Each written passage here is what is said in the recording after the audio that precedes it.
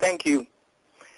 Hello and welcome everyone. My name is Dave Lim. I am from Regulatory Doctor. Thank you for having me present to you today's fascinating topic. In fact, this is one of the most favorite topics that I love to present, simply because of one compelling reason.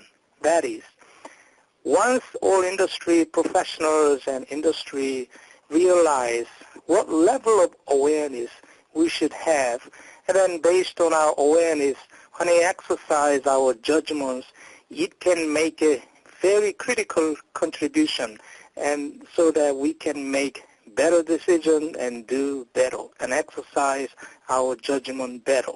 And because of that, this is one of the topics that I try to put together the best information that I like to present with this title, FDA Enforcement in 2017, especially on the new administration this year.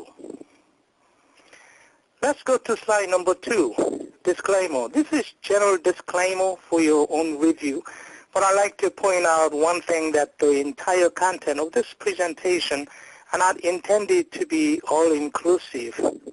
What does that mean? Well, I'm trying to mean, in this presentation, as I mentioned, I try to put together the best information, but you may have wanted to hear something else. If that's the case, during Q&A session, you may raise your question, or you may send an email later to today's host, and I will be more than happy to answer any of your questions anytime. Let's go to slide number 3. Today we have various objectives, starting with applicable laws and regulations, some statement about inspection policy, FDA enforcements, a couple of examples of enforcements, and key terminologies like warning letters, permanent injunction, seizures, and then a couple of cases, and then my passage recommendation. In slide 4, it shows you FDA inspection authority, regulation, and manuals, starting with the law. The law that I'm referring to is called Federal Food, Drug, and Cosmetic Act. We generally refer to it as FFDCA, or simply FDCA, or the Act. For today's presentation purposes, I will refer to it as FDCA.